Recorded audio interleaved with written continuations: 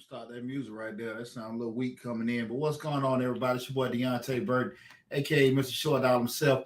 You know, it's tax season started up, but I want to have a quick live feed with you guys tonight in regarding passive income ideas for seniors. And the reason why I want to have this live feed in regards to passive ideas for income ideas for seniors is because far too often people are, when you get in a situation where you hit 40, 50, 60 years old, and it's not that you didn't think about retirement or didn't think about that you would get older in life, but you may not necessarily made all the different steps to put you in a situation where you're actually as comfortable as you should be for when you reach that particular age. So what I want to do is have that discussion in regards to different things that you can do, especially when you turn around, you hit possibly 50, but definitely 60 years of age, where you may have started drawing, hit 65, drawing Social Security.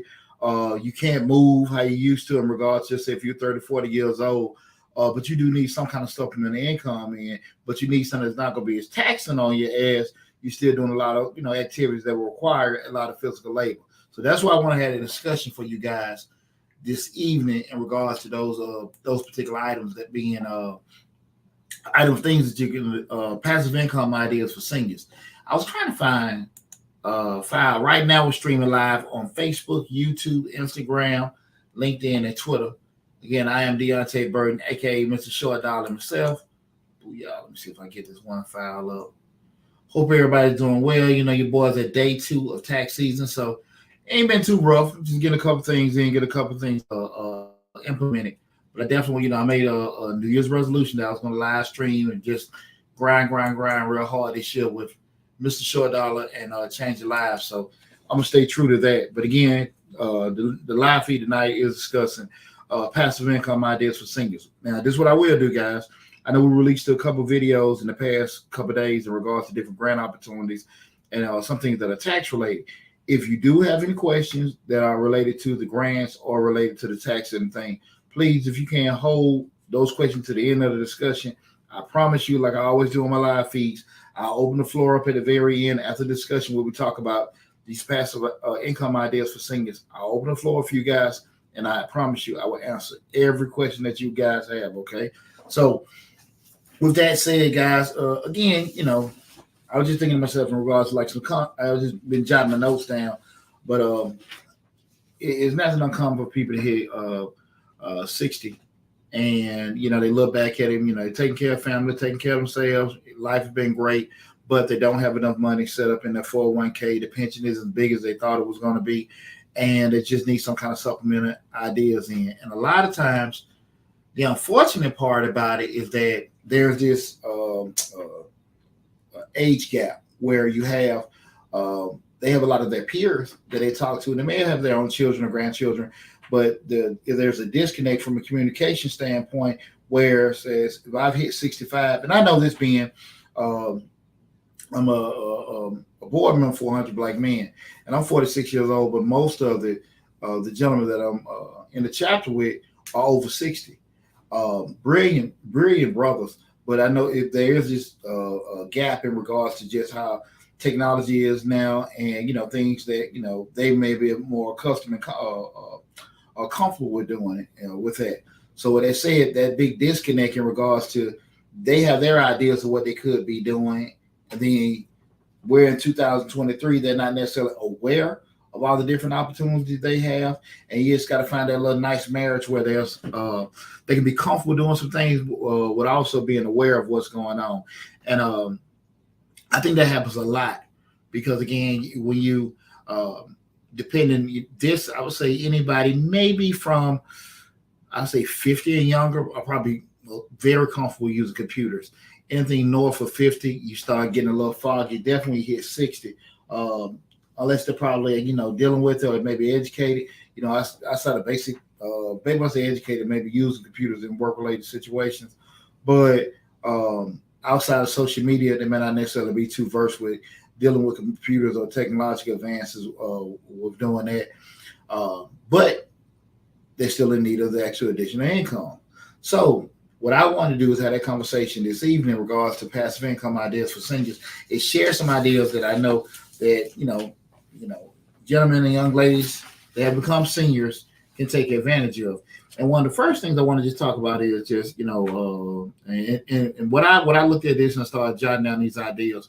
I jotted down ideas taking into consideration that these are things that pretty much anybody can do in regards to taking advantage of things that they know, things that are around them, and it's not going to cause them to do a whole lot of moving or a big adjustment in regards to the learning curve, in regards to learning what to do. Okay, so first thing, and I think probably easy is you can just set up your basic Amazon store. With your Amazon store, a lot of times people have different things around that they can sell.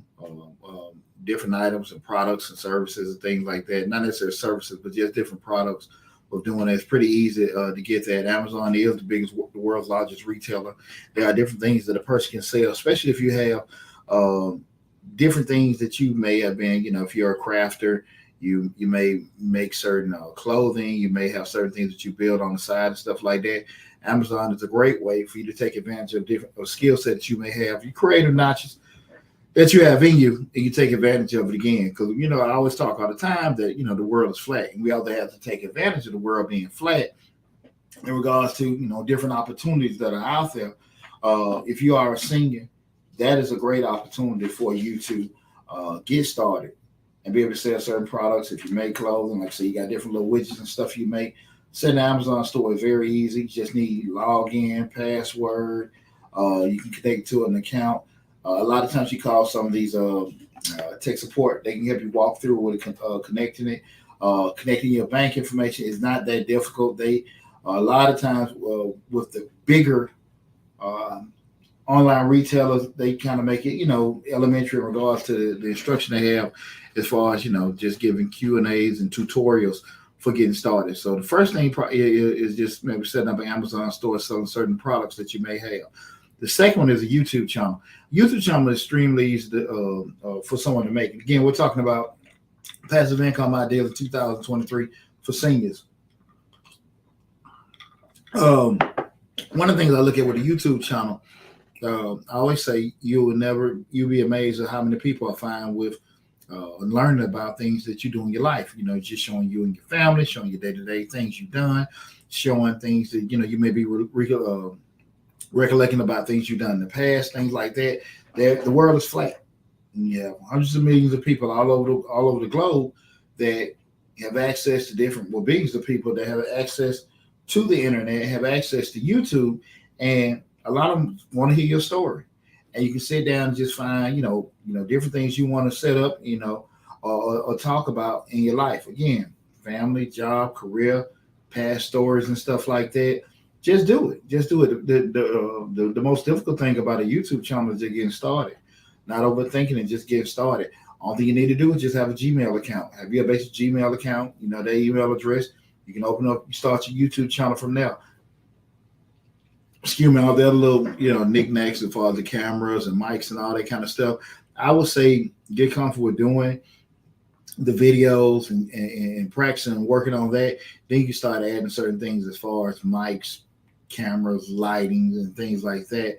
But this is an easy way for you to do it. And again, if you look at it from the perspective that the world is flat, and however you want to set your channel up, focusing on your travels, family, life, whatever. Once you can do that, again, you'll be amazed of how many people want to hear that story that you can share that with. Okay, again, we're talking about passive income ideas for seniors in 2023. But that YouTube channel is an easy way. I understand, guys, and I do want to get this quick disclaimer. I can understand the whole point of, just say you hit, just say 55 or 60, you start looking at exactly what's in your retirement account and just wondering, okay, can Social Security really sustain me? And I say that only because the only thing that I can personally probably equate that to, as a father of 4 sons, you start looking at year 2 out from graduation, you start wondering, do I have enough money to save for college? So trust me, I understand that. Probably different. It's a different example, but that sense of urgency can still hit you the same way. So by providing these ideas in regard to passive income ideas for seniors, again, I want one of the key things that I want to lay on everybody is that you're gonna have to try it. You're gonna have to, give it some effort, but it's not gonna take a lot of, working with physical labor, a whole lot of relocating, and most of these things that I'm going to suggest is not going to take a whole lot of capital with doing it. More so going to be effort based. Okay, so I just want you guys to keep that in mind. If you want to give it, give it a try. I really want you to do it. Hey, what's going on, Clean the Crew? I appreciate you tuning in. Again, everybody, welcome to, I am Deonte, Mr. Short Dollar. I was about to say show, the show tomorrow night, but tomorrow I'm not going to do the Dollar Hour with Mr. Short Dollar. I'll be on my other YouTube channel, Change the Lives. We're going to be talking about the whole Ed Reed, Bethune-Cookman situation. So it's going to be pretty interesting. So you can make sure you check out my other YouTube channel, Change the Lives, hosted by yours truly, Deonte Burden. Hey, I appreciate that. We've been working hard on the channel. I appreciate you tuning in. One thing, let me see the second thing, third thing, matter. Again, tonight, guys, we're talking about passive income ideas for seniors. And now, like I said again, guys, if you got any other questions, tax related, that are, grant related, hold them up to the end of the show. But again, I want to have this show tonight because I know that is a situation where a lot of people don't think about it till the last minute in regards to, passive income ideas when you start reaching retirement, because I see a lot of people, and it may just be from perspective, but they just want to stay busy. They just want a hobby. But there are a lot of people that have reached retirement age and panicking. And that's not the time to trip about it. And now's the time to sit there and think. But again, the reason why this discussion is here, because they know they need the money, but how do I get the money in 2023? I knew how to get the money in 1980. I knew how to get the money in 1990s. But 2023 is a little different with the internet and all the social media. So that's why I want to kind of have this, discussion tonight. So the first one I was just talking about the Amazon store. The second being the YouTube channel. The third one being there are certain different, depending on what kind of capital you have, there are different franchises that you can invest in. And one of the things we start talking about passive income or different franchises, getting these income streams going in. All franchises don't have to be hands-on. Okay, so you can even come from the perspective of being absentee owner and things like that, where a person is actually, you're investing to maybe a company that has bought several franchises or you purchased a franchise. Keep in mind one thing about franchise, and I talk about this a lot. The reason why you got McDonald's and Burger King and Wendy's, they can change ownership 5 times in 1 week and nobody ever know it. But the key thing about it, they'll always have a high value. Why? Because they're based on a system. It doesn't matter who owns it, who doesn't own it. It's still going to be the same way. When you go to McDonald's, they press burger at the register. They lay the patties on the grill. 3 minutes close it. They've been doing the same thing for the probably past 50, 60 years at McDonald's. It's the same way with any other franchise. So with that said, they're always going to retain their value or even be higher. You go into Mr. Short Dollar's Burger Shack, it's not going to have the same kind of value. Why? Because people come because they're like Mr. Short Dollar. I come out there, hug everybody, give kisses to the ladies, hug the kids, take pictures and stuff. So people love coming there because I'm tied to it. I decide to retire. I sell it to you. You're not going to pay that much for it. Why? Because people are going to feel kind of funny because I ain't there no more, right? They're going, even though I have all the system that you had, the secret sauce and all that other kind of stuff, because I'm not there anymore, the value decreases because it's attached to a person. But when the system is there, that's always going to keep the value there. So as a senior, if you want to invest in a franchise, keep in mind you're getting something with a system already set up. It's not going to lose any value or anything like that. And that's one of the if people don't realize, a lot of times people want to get business loans and stuff like that. Banks give franchises loans left and right. As long as you got that initial capital investment that they that the banks, that a lot of franchises require, banks will give you money quick for those franchises because it's a proven system. It's a proven system. So like I say, again, we're talking about, passive income ideas for seniors. If you're looking at certain things like that, where you say, I want to probably put my money in something where, I can't, I'm 60 years old. The money I got is what I have. I don't have the money to lose. And I don't think it's anything that you can just say is foolproof, right? Except, your pocket. But that is something, start looking at franchises where, from a stability standpoint, and they have a proven track record because you can see what those particular, what a McDonald's, Burger King, all the kind of places, you look at their numbers and see what actual typical franchise would make. You know, you can go from there. But again, that's the thing we want to look at, because far too often people do hit those funks when, you know, again, you start thinking about it at 40, start sweating at 50, at 60. You know, it's really kind of scary. Like, I ain't got enough in it, especially those little statements at the end of the year from Social Security. Like, okay, you don't think about it when you're younger. When you get by 60, like, what the hell I'm gonna do with $900 a year, a month? And I can't do anything with that, you know. So that's when they start hitting you. So that's when we start kind of want to start piecing it together. These are different things that we can be doing. Again, it's not gonna take a lot of you, you know, from a physical standpoint, take a lot out of you, not gonna take a lot of capital out of you, and you don't necessarily have to be so versed or experienced with doing these ideas. The next one is you can rent out equipment or a car. Here's the deal, guys. I know everybody's familiar with different ride shares like Turo, Uber, Lyft, Airbnb, Pass Split, things like that. Boat setter, where you can rent out your boats and things like that. And I'm just kind of going through my notes. You got a share grid where you can rent out camera equipment, RV share. You know, there are a lot of things that you have sitting out there in your garage, sitting in your house that you own, that you can actually be renting out and, you know, and make money off of it, right?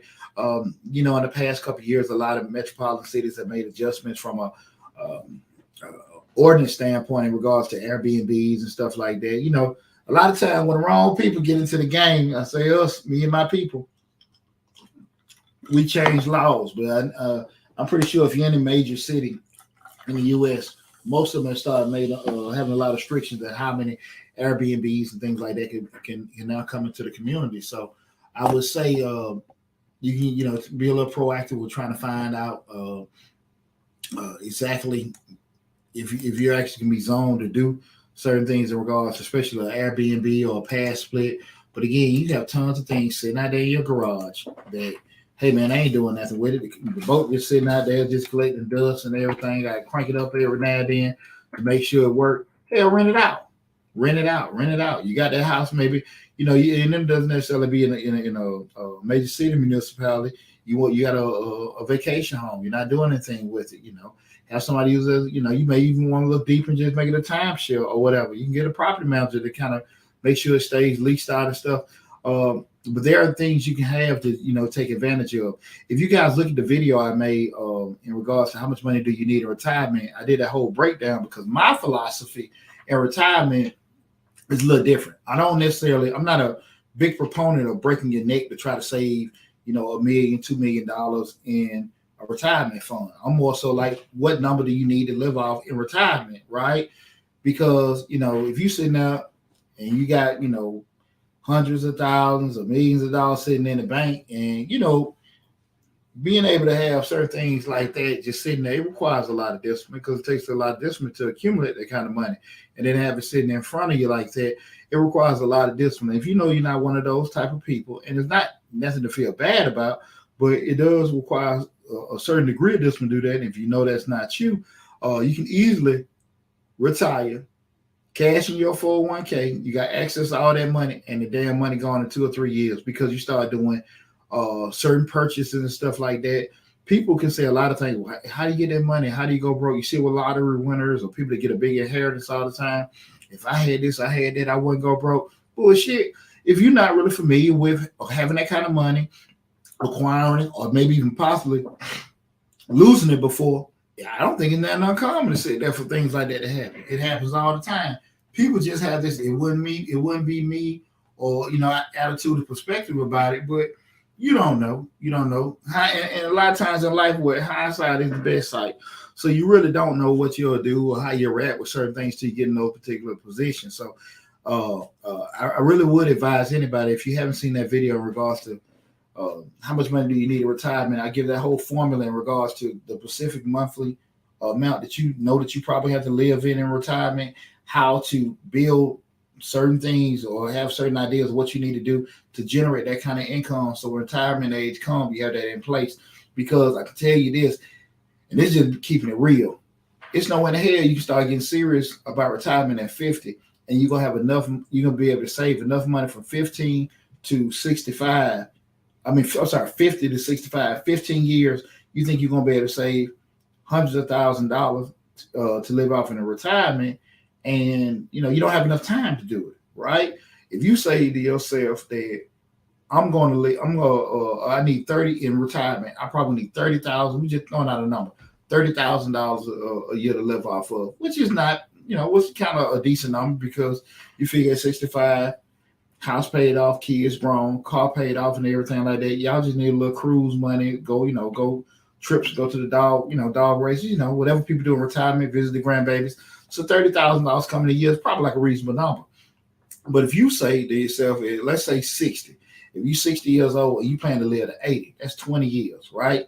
If you say that if I retire at 60, I plan to live to 80, I need 30 a year, that's $600,000.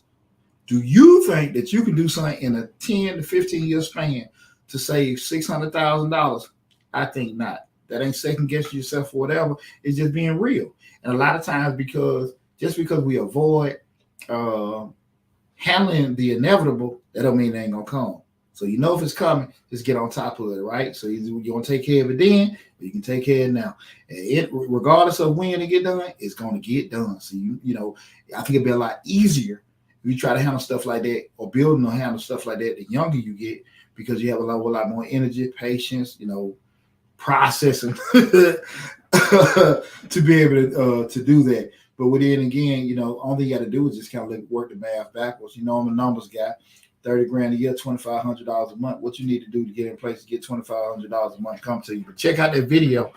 How much you need saved in retirement on Mr. Short Dollar on YouTube. Make sure you go to the YouTube channel, guys, because I'm at over 600 videos on my YouTube channel. I mean, I know a lot of people go to the YouTube channel because they see the different videos about grants. We got over 150 grant opportunities on there. But the bulk of the YouTube channel is about personal finance, entrepreneurship, and investing and stuff. I've been accounting over 20 years, so I got a vast experience and knowledge in regards to finance and investment. My undergrad is in finance. I got an MBA in supply chain. So all the whole thing with numbers and figuring out stuff like that, that's kind of like one of my main skill sets. But if you check out that video, I think it'll help out a lot of people, especially if you are in your 40s or 50s. If you're in your 40s or 50s, you definitely check out that video. How much you need in retirement to kind of give you a lot of insight, because shit, it'll be here for you know it. It'll be here for you know it. So I just want to put that out there with anybody. Let's just put out the last one. Run out of car equipment. You can create and sell an ebook. Like I just said about the YouTube channel. Here's the deal, guys. A lot of times, people don't realize how much the world would love to hear your story. What you've done in your life, the experience you have, good or bad, health issues, marriage, divorce, raising kids, working in certain careers, doing stuff like that. Man, people would love to hear it. And right now, from a technological standpoint, you can just sit there and pick up your phone and run your mouth and just tell your story. You can just sit down and just make an outline. Elementary school, high school, college, grad school, first job, second job, marriage, and that can all be a chapter. You just sit there and run your damn mouth. You can go to a website like Fiverr, get you a freelancer, because you've talked into your phone, email them that they can transcribe everything to put in certain text.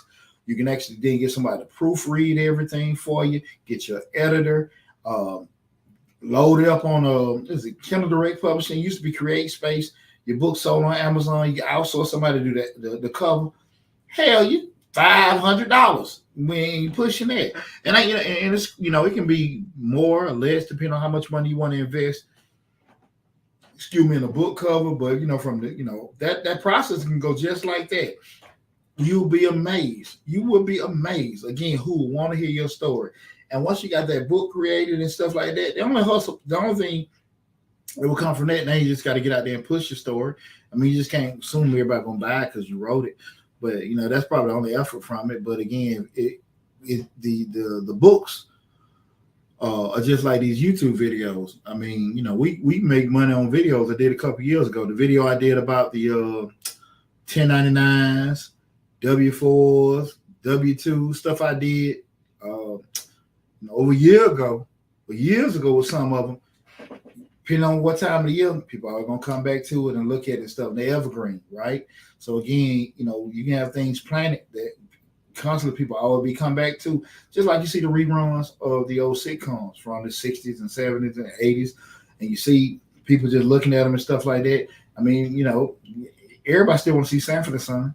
And so you can sit there and create that book, and that digital ebook and everything like that.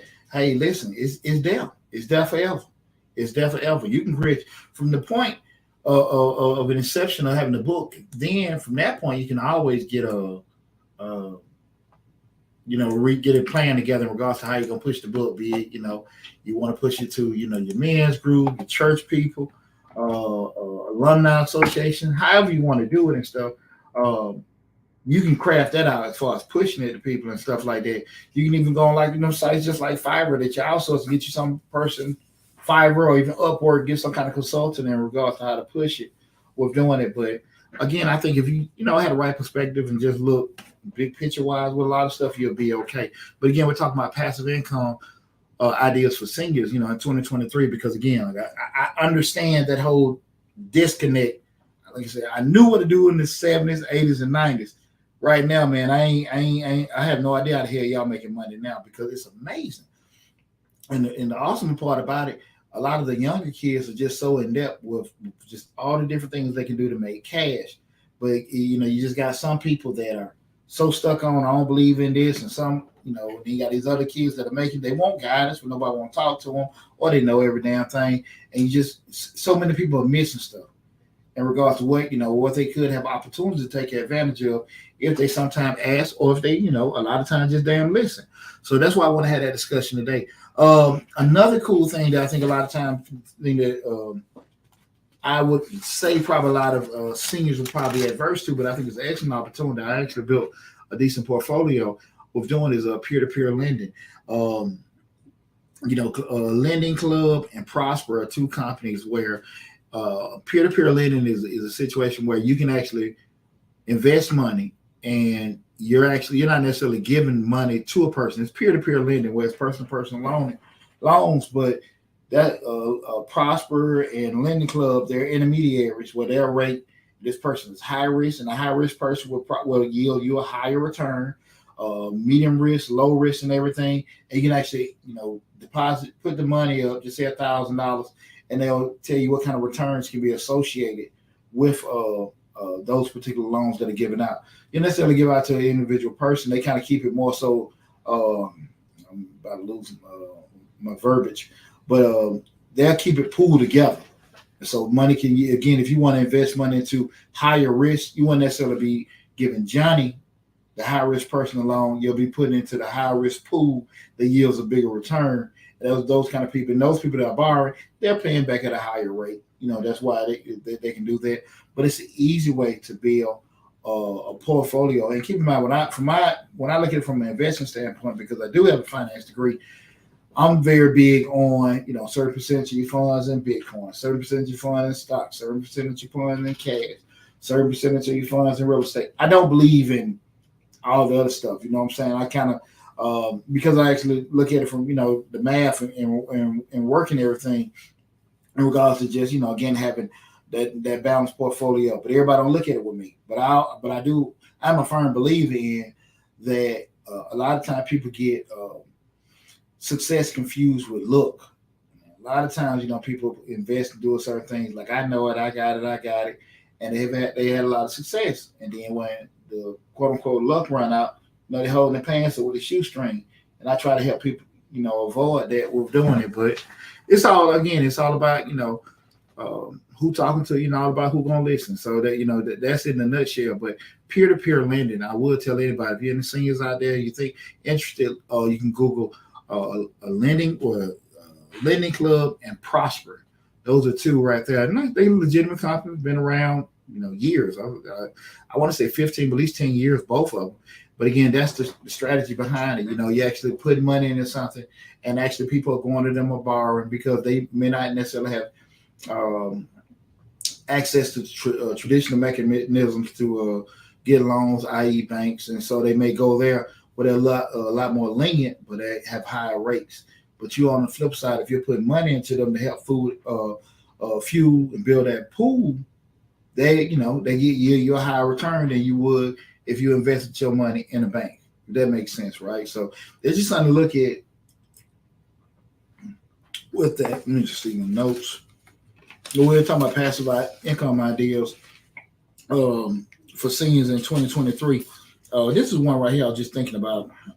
I was just, I went in, Ed ran across my mind about it.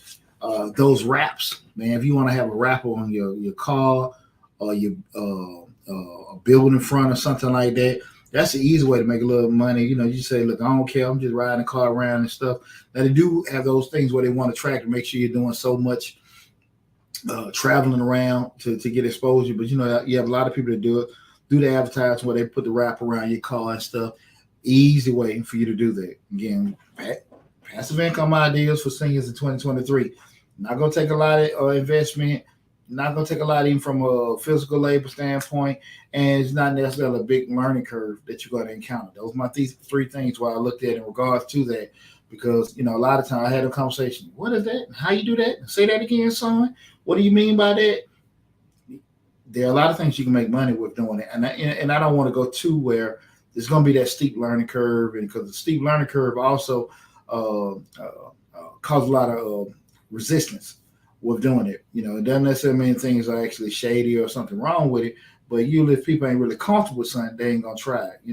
So again, we're talking about these passive income ideas for seniors. Like I said, you thinking about retirement here at 40, start kind of sweating a little bit here at 50, 60, you tripping, because like I said, now you sit here and say, well, look, man, I ain't got enough time to do it. And I just gave you the example. You retire at 60, you plan to live at 80, 30 grand a year, that's $600,000. Do you really think you got the capacity to save that kind of money? If you turn around a situation, you're only going to get about $900 a month from Social Security. What's not? No, let me do that. I've been adding all day. Don't come to me for your accounting. So you're looking at, if you got $900 a month, that's only $10,800 a year. Do you really think you can live off that? So just be real with yourself. Your boy tired, man. I've been doing this stuff all damn day long. What's going on, Travis? How you doing, brother? Appreciate you tuning in. But yeah, that wrap around your car, just that is something to consider. Another one we talking about passive income ideas for seniors. Selling your pictures, selling your members. I know a lot of y'all been in a situation where you go over, you might see one of your OGs, you go over grandmama, granddad house, uncle house. Damn, man, boy, yeah, I marched. Some people marched in civil rights era. They may have been former athletes or boxers. I boxed against that guy. I played football with that guy in college or whatever. You see these pictures, the memorabilia and metal and stuff on that wall. Yeah, some of them just sitting there, and you'd be amazed. You'd be amazed, man. I told y'all before, I've always collected art, memorabilia, and stuff like that. But one of my mentors, Darryl Crawford, man. I've seen him over the years, man, and Darryl probably about 67, 68. I don't think he hit 70 yet. But long story short, I know he had all those acetates with Charlie Parker, Thelonious Monk, Dizzy Gillespie, had a lot of Billie Holiday stuff, memorabilia, those acetates that people have. I mean, he was selling them things for buku money. And he got to a point, like shit, I'm old, you look at it like, okay, I don't necessarily know my kids don't want it or they even care for it and stuff like that. Let me take advantage of it now. You can just start selling some of them things that, again, you're near retirement, you're at retirement age, you'd be amazed, that, hey, yeah, I was in this particular army regiment and stuff like that. Those keepsake mementos that your children and your heirs are going to care about. But if you got, I know even I got 4 boys and I know my children. I know some things that probably may be precious to them, and I know some things they can give, a damn about. So why would I keep break my neck and say, I'm going to leave this for my kids? I'm going to leave this for my kids. Because the moment I die, they probably going to sell it or throw it away, just clearing out stuff. So I'm not finna sit here and just break my damn neck to try to, establish for people that, that don't mean they don't love you, they don't care about you. But hell, I'm not finna be sitting there trying to accumulate all this stuff for folks I know not going to appreciate it, right? So you do have a lot of heirlooms and things like that, even that, just say they may have been yours, they may have been something that you inherited. You can just start selling off some of them things, those pictures, heirlooms and stuff like that. You would be amazed what people would actually be interested and acquiring that you have. And the key way to look for it, just go on eBay. Go on eBay, go on Amazon, and just put up, just say, 19 such and such Army, Kevlar or gloves or military stuff from 1960 something.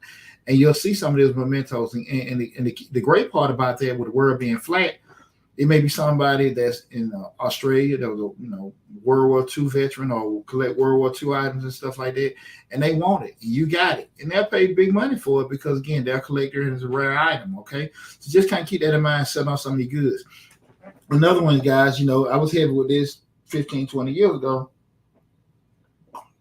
Again, we're talking about passive income ideas for seniors.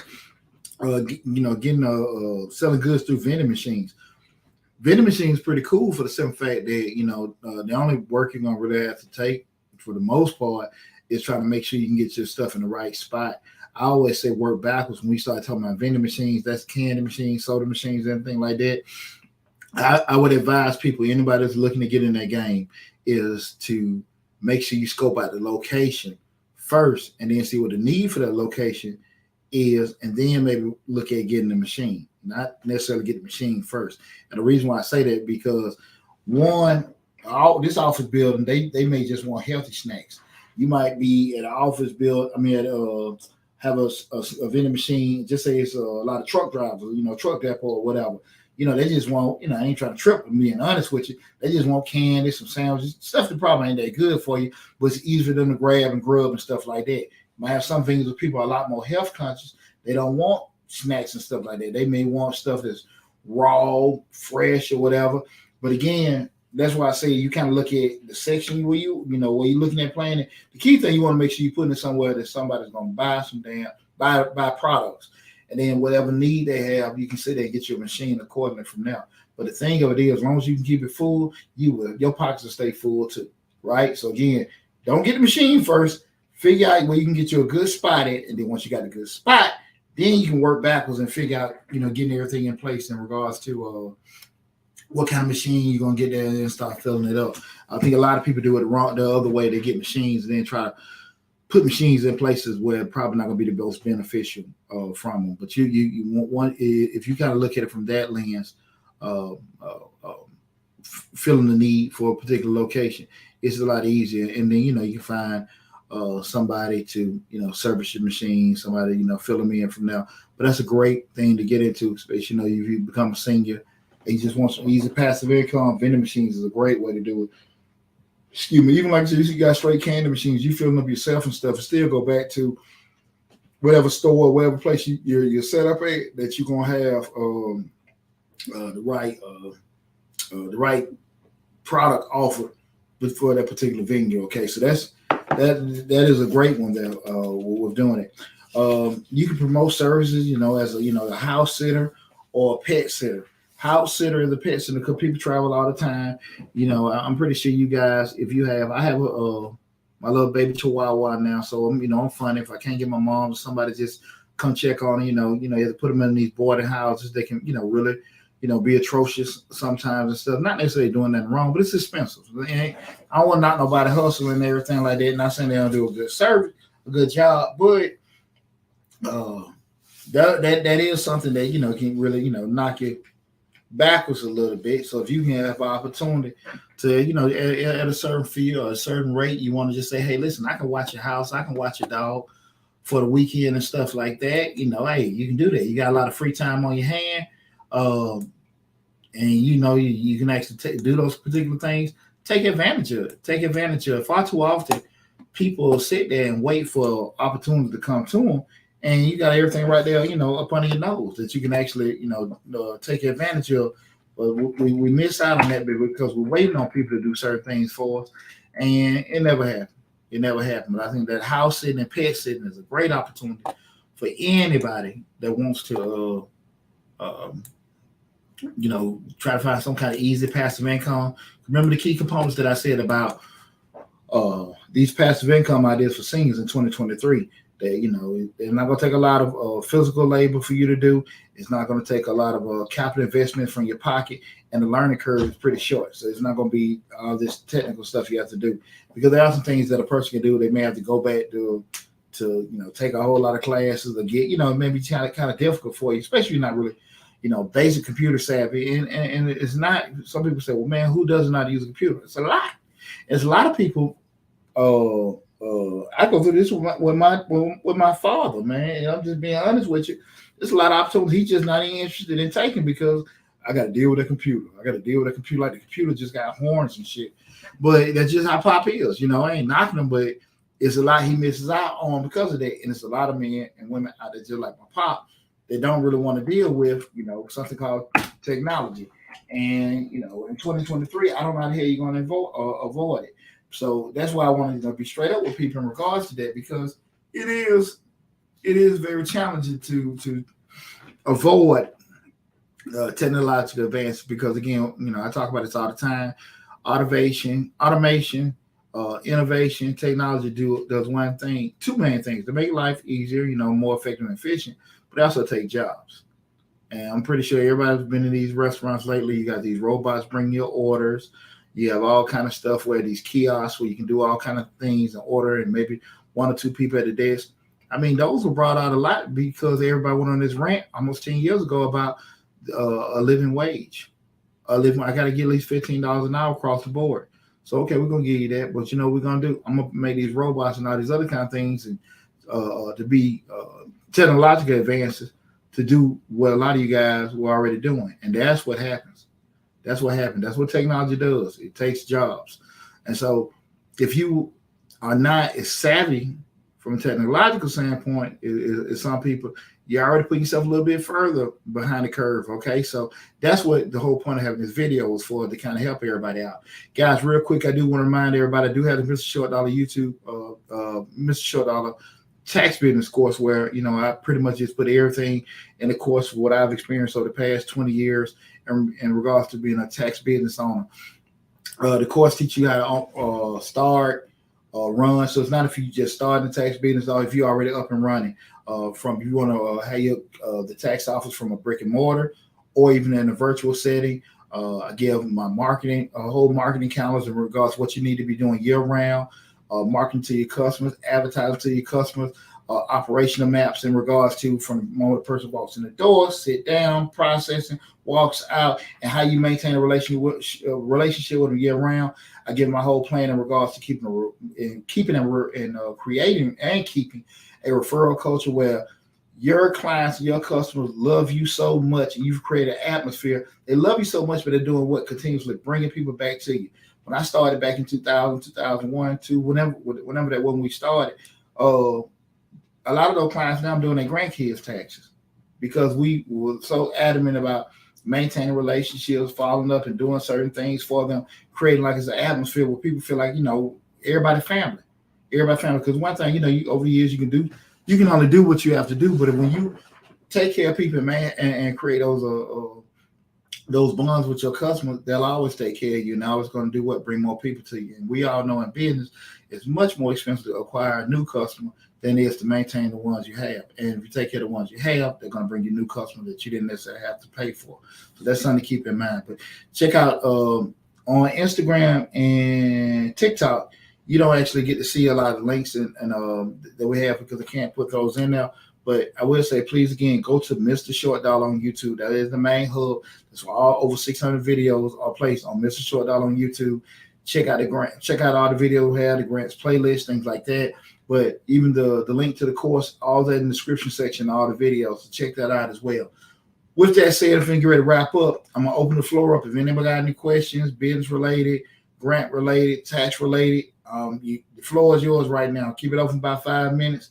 So if you got any questions, concerns, and the quick things you want to know, the floor is yours. Anybody, like I say, I'm Mr. Short Dollar, ain't Mr. Cheap Dollar, so you got me for free right now. Give you some advice. Feel free to ask me, guys. Feel free. Okay, so listen, while I'm waiting for any question to come in, guys, we just released the $10,000 grant for Black women entrepreneurs. We released that video today. That was from I forgot that organization, but I knew that grant. That grant was started around about this time last year. They awarded a lot of sisters with that particular grant. But it's a $10,000 legitimate grant. And I love I love those comments for people came back because usually you apply for the grant. These aren't like those SBA grants. They're real grants, but it's not the one you put your name in and get the money the next day. Most of these grants you apply for, the deadline is February dated deadline. I think the 24th of February on the deadline for that grant opportunity. But usually it gets rewarded probably like in the spring or the summer or something like that. But I love the post when people came back, Mr. Short Dollar, I got the grant, thanks and everything like that, because it's real. And that's what we do a lot of times. The YouTube channel is set up to help people. That's why, I've been in the game for this long, because I've been able to help people and take care of people. And, people done the same thing with me and with business in the same way.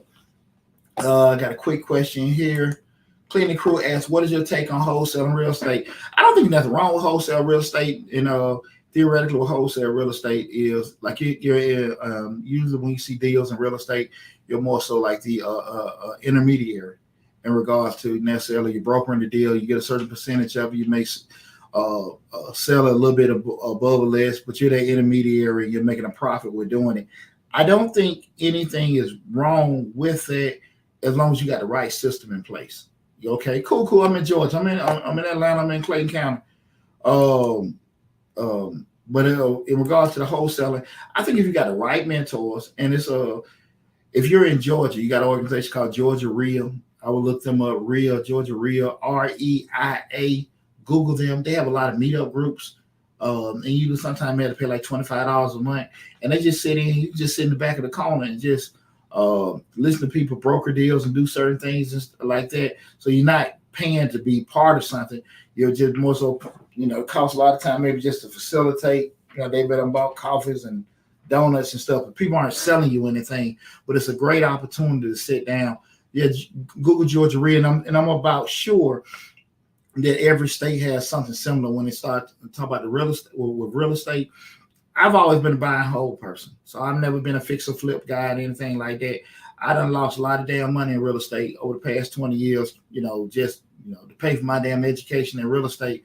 So that's why I always tell people, those shows like fix or flip and stuff like that, they get you in the po house. Because when you start getting into actually dealing with it for real, and you're buying a house and you start dealing with different things from a structure standpoint, get set up, you got code and zoning. And, they come out this week and they might come out the next month, and you're depending on how you got funded for, you got bills coming in. That house may take, 3 months, 6 months, maybe almost close to a year, depending on where you're at from a building standpoint. And if you're not really experienced with it, you don't have a lot of connections that, this didn't fall through. Let me call this guy. Hey, the guy that I had, couldn't do it. You got something called rain that can stop a lot of construction and stuff like that. But the whole time, bills still do. It happens, but I would recommend you to go to Georgia Real. Let me check right quick so I can. Let me try to Google that, and I can put that link in the description section for you. Georgia Real. Yeah, I'm trying to make sure. I think that's it. Yeah, that's it. And again, like this is a more. You don't have to necessarily. Wish I had a site, but this is a good organization. I wouldn't necessarily go in there to Georgia Real Estate Investors Association. It's not necessarily going there to actually be a part and they'll start selling you stuff. But they have a lot of meetup groups and breakout things around. And I think every state has that. You can Google your state real estate investors association, where actually you can sit down and you can get back in the room and just get game and listen to people broker deals and stuff like that, and you can just get a lot of education sitting on the sidelines, watch people do certain things. Real estate is very, very funny, and I always tell people, I would always, because you can get enamored so much in what's on TV, spend a lot of time trying to educate yourself with doing it, because here's the deal with just educational bit. With business, real estate, whatever, you're going to pay for to learn something. You're either going to pay on the front end or pay on the back end or pay somebody that know it. So you need to do that. Okay, cool. Octavia 0918 said I was a realtor for 14 years. Awesome. I'm a proponent, me personally. I don't, I still deal with agents. If I want to actually get investment properties, I don't, Okay, cool. Yeah, Camille, I just put it in. I just put it into the chat. I appreciate it. Camille put it in the chat for the Instagram. I just put in the chat for the Facebook, YouTube, and everything. Look, like I said, guys, I apologize, but Instagram and TikTok, I can't put it on the StreamYard where everything's set together. So some things that's in the chat, you guys don't get a chance to see. But I do believe in letting the agents work with the agents, let the accountants work with the accountants, let the doctors work with the doctors. A lot of times we can be cutting corners. Oh, you're quite welcome. You're quite welcome. A lot of times we can be cutting corners because we feel like I can do this, that ain't needed, and stuff like that. Sometimes that's true, but at the end of the day, I don't think you can actually put any kind of a dollar amount on people having experience with doing certain things. There are a lot of things that if you've been dealing in real estate, you're dealing in construction, you probably can do it a whole lot more faster, effectively, and probably cheaper than I could, because again, I still got to go through that learning curve with me making mistakes and things like that. Octavius 0918, real estate is costly in more ways than one. I'm interested in investing. Cool. And investments, and here's the deal. All of it still, again, guys, whatever you want to do, business, real estate, investing, get you some damn books. Just start reading. The only problem about it, I appreciate anyone that looks at my channel. I love you guys. We do it. I don't think we might sell some t-shirts, the course, but I always tell people two things you want to deal with when you're dealing with people that's online giving you education. Two things you want to make sure they're credible and they're verifiable. A lot of times you got people giving investment advice. They're not necessarily, certified, financial planners or educators and stuff like that. Now, does that mean that people that aren't certified can't give out advice? No. But what I am saying, what I said earlier, sometimes people get them being smart or successful with something confused with them being lucky. And what worked for them may not necessarily work with you. So you just kind of keep that in mind. Usually a person that has some kind of certification or any kind of licensing behind something, they've went through some kind of training where they probably can look at things from 8 or 9 different ways. And in a situation we're both looking to get investing, you have money, I don't. You have experience, I don't. We're all trying to do the same kind of goal, but a person probably licensed or certified, they can look at these different kind of scenarios and still be able to get you on a certain pathway. Instead of sometimes you may look on a video, somebody tell you, buy this, get that, this, and it doesn't work for everybody. Cookie cutter get you in trouble. So I would just tell anybody, regardless of where you're trying to go for investing in business and stuff, spend your time trying to learn, trying to read and find books on it, and anything like that. I would spend more time doing that on the front end than spending and trying to get started than anything. Y'all go to the YouTube channel here. The videos, they're free. So 600 videos, everything segregated in regards to entrepreneur playlist, personal finance, real estate, investing, financing, all those different playlists and stuff for them. And they just regular videos there, give out information. Again, I don't believe in the cookie cutter, because like I said, if one work for one person doesn't necessarily mean gonna work for the next. So that's why I try to make sure that I steer people in the direction of listen. Try to make sure that you kind of know, number one, do that personal assessment. You know how you are, because I might like to take chances. You might be risk averse. And like we were talking about earlier, especially what we're talking about today, when we talk about seniors, when you hit, 60 years old, you might, unless that's in your DNA, you've been doing it, you ain't got no damn money to lose. You don't have no damn money to lose. You just got one perspective. I got money to gain. And you don't have time to be putting in the stuff. And how many of you guys have seen a situation where a person that has reached retirement age and they trust somebody, they put their savings in, and all the damn money gone. Next thing you know, it's on the damn local news. This person took advantage of this person, took all their savings because they said they can do that. And then one part, you're sitting there like, why the hell are you 60, 70 years old trying to damn double your damn money? You kind of we're doing it. And most of the time, it's not, I don't think it's because they're being greedy. I think it's because they're looking like, I have this, but it still ain't enough for what I need. So I need to try to put in certain areas. And so you trust people. Sometimes people take advantage of you with it. So that's why I said, definitely again, guys, if you are 40 to 50 years old, please check out that video in regards to how much money do you need in retirement? I put the whole mathematical formula in what you need to be kind of looking at, because I do not believe that it is any way possible that, and again, if you're making the kind of job that you actually can fund your retirement in 10 to 15 years, yeah, you probably really worry about retirement because you're making a nice little chunk of change for doing it. But realistically, guys, it'll be almost impossible to fund your retirement in 10 to 15 years. So if you don't hit 45 years old and you haven't put a substantial amount of money, and I'm talking, when I say substantial, let's say $200,000 in your 401k by 45, you really need to be looking at other avenues, because like I said, if you retire at 60, and you plan to live to 80, and you just say on the low, I just need $30,000 a year to live off of, that's $600,000. Do you at 40 think you can do enough from 40 to 60 to save $600,000? I don't think so either. So why put that pressure on yourself? So we just need to make sure we put ourselves in a situation to do what?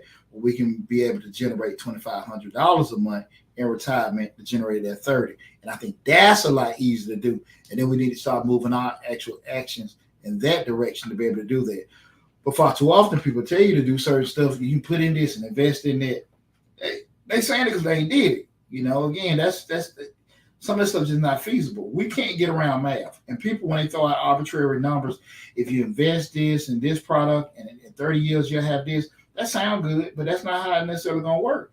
If you're in a situation where you can actually be putting $10,000 a month to the side for investment, a lot of times you ain't really worried. You're not really worried about retirement because you're generating that kind of income. The average person is not, right? So that's why I'm saying sometimes with these videos, these people just throwing out damn numbers because they say now they don't add on their calculator, but they not putting realism into the whole equation and stuff like that. But definitely check out that video if you are at 40 and you don't have at least 200 grand in your 401k. That's not to sit here and just be panicking or just admitting like failure. We just need to get on top of it, okay? Any more questions? Let me see. Let me see. Octavia, as I get older, I'm very concerned about money and my investment. And you should be. What we learned in the finance world is like what we have what we call an investment horizon. That's the closer you get to where you want to be at your towards retirement age. And a lot of times, rule of thumb, you look at it in regards to your age minus 100, you can look at it from up to the point you turn 50. That's how you look at how much you may want to be in more riskier items. And once you pass 50, those should be more solid items. So you sit there and look at a person 70 years old, they probably need to have 7% of their portfolio in more stable funds, that being maybe, money market and bonds, things like that, as opposed to, just being, younger than 50, have more things in the market or other investments may be a little bit riskier. So we just got to be realistic about that. But again, the numbers are the numbers. Remember, guys, you focus on, let's sit down and do a little brainstorming. Like how much money do I need to live off in retirement? When I hit 60, 65, whatever, when I retire, how much money do I need to live off a year? Don't look at the big number. I'm trying to save up this. I'm trying to put all this in there. Because if you break your neck to save $100,000 in your 401k, like, shoot, I got 100 grand in there. And you're going to need, $30,000 a year to live off of 3.5 years. And that simple. And you're trying to figure out what the hell have I done? That's if you're going to be disciplined enough to once you get that $100,000 transferred over to you, if you're going to be disciplined enough to just not making it frivolous spending to not wipe out damn half of it out in the first year or two, right? So you got to kind of be smart about it and everything. That's why I say, you can do that self-assessment. Know how your spending habits are and everything. If you're not one of those people that's going to be disciplined, actually, I'm just going to do this each month and everything like that, because a lot of that stuff is going to be tripping how your current lifestyle is in regards to how you spend money, how you save money, and things like that. But you got to be, the math is still going to be the math. We can't get around that. The math is always going to be the math. The big number, it's not going to be the key. It's getting back. It's the amount that you're gonna need to live off of. The grand scheme of things in regards to, how you're gonna be able to generate it and stuff, all that stuff got to be taken into consideration. All that got to be taken into consideration. And usually you don't get those kind of advice until you sit down with certain financial planners and different things like that, because anybody outside of that don't necessarily think about it. They think about the big picture. You got X amount of dollars put into your account and everything, and that ain't always gonna fix stuff. But you got Octavia. I was looking at my investments today, and it gave a monthly figure for a set number of years. Well, that's the kind of thing about it. That's cool if you got a monthly figure. Again, what she had said was, and I don't know if it's a she. I apologize. I can't really see the icon, but Octavia 0908 was saying, I was looking at my investment today, and it gave me a monthly figure for a set number of years. Here's the deal about that. It's cool to get a monthly figure for a set number of years. When you say monthly figure, I'm assuming you're talking about monthly distributions back out to you in regards to how much you can be getting out of retirement. The key still go back to how much money do you need to live off of? How much money do you need to live off of? And give yourself realistic, okay, cool. Thanks. I appreciate it. I didn't mean no harm by asking. But you got to be realistic about, you're looking at how long you plan on living. That's why I say kind of reasonable. You say you 60, retire at 60, and plan to live to 80. We all want to live to forever. But I think that's kind of like a fair number with that, just from, you want to start figuring stuff out. But if you say retire at 60, retire, and then I'm probably, die at 80, what do you need to kind of fund your life between that time? And if you start looking at it from that perspective, I think that'll help your movements a whole lot better, instead of having yourself in the guessing game, instead of just trying to get this arbitrary number that you may or may not get. But like I said again, I think it's a lot easier at 40 or 45, and you have 20 to 15 years before you retire. I think it's easier to put yourself in a position with investments, rental properties, whatever the hell you want to do. I think it's easy to get stuff in place to get that $2,500 a month net than it is to try to save up $600,000. Again, if you Harry Houdini, you're a magician, and you know how to do it, I get it. But I'm telling you, I think it's damn near impossible. To do it, because again, if you have the money to be able to do that, you're not worried about retirement. You are not worried about retirement. You have enough money to fund that. Okay. So again, that's where again we get in trouble sometimes with the holistic approach in regards to looking at retirement and funding retirement and missing out on that. But again, check out that video. How much money do you need in retirement on Mr. Shutdown on YouTube, and also check out all the other videos I got in that regards to one of the NFTs, but also tangible assets. I'm real big on tangible assets, that being collectibles and things like that, football, baseball cards, trinkets. I did the video, I showed some of my art collection, some comic book collection, cards, autographs, Beanie Baby collection, and all that kind of stuff. I shared that and everything. So I just want people to shy away a lot from tangible assets. And the reason why I'm very big on tangible assets, tangible means things you can touch, and those collectibles is because the market does go. One of my mentors, Darryl, he gave that game to me because he was affected by, I think, that 93 crash, 93 or 98 crash, and he had lost so much money in his 401k. But those collectibles and things like that, they never lose value, right? They'll never lose value and stuff like that. So I know for the past 10 years, you've seen a lot of hip hop artists like Jay-Z was saying, I think he bought that John Batiste piece and everything like that. But let's be realistic. He bought something that was already at a high value, right? We're talking about, I had their brother Harold Smith. I'm Facebook friends with him. Solid guy. He's a artist out of Kansas City, Missouri. I got a lot of his pieces when he first started, $75, $50 and stuff. Solid work, $75, $50. Some of them may pay $100. That brother started off $3,500, $5,000 now, and it's like, again, it's 20 years of buying his pieces. I like them, but the ones I bought in the early 2000s, I can imagine what they're worth now because of that. So again, thinking outside the box. That's why I say I'm real big on reading, thinking outside the box, not necessarily going traditional ways of doing stuff like that. But I ain't got no money to lose, again. So I'm not one of those people that sit here and gonna roll dice with stuff. I work too hard for my damn money, so I ain't trying to burn it up or anything like that. But my process of doing anything is a whole lot slower than probably some of the other videos you see where they can tell you it's easy. You want to do this, you can do that, you can do that. I'm not even gonna tell you that. And I'm 25 years working in the financial service industry, working in finance, being an accountant.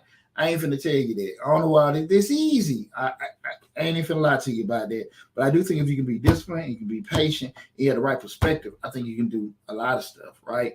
But that discipline and patience and looking at, I think that's what a lot of people miss, because we when we're older, we feel like we ain't got enough time, and when we're younger, we think it's gonna take too long. And it really depends on how you're going to buy into that perspective. And far too often, both perspectives bite you in the butt and make you do rushed decisions. Okay. So again, be patient, be disciplined. I think you'll be okay. Let me see. Anybody got any other questions? I think you're ready to shut it down, man. I had a lot of fun tonight, guys. And I hope if you do know anyone that is a senior or near retirement or possibly could be, especially in the next 10 to 15 years, please, please, please share this video with them. Get any insight and everything. And like I say, go to the YouTube channel. Check out the videos. If you came in the middle of this show, go to the YouTube channel so you can check out the whole video, so you can go look at all the other the other items that I went over that you might have missed. So again, go to the channel, subscribe.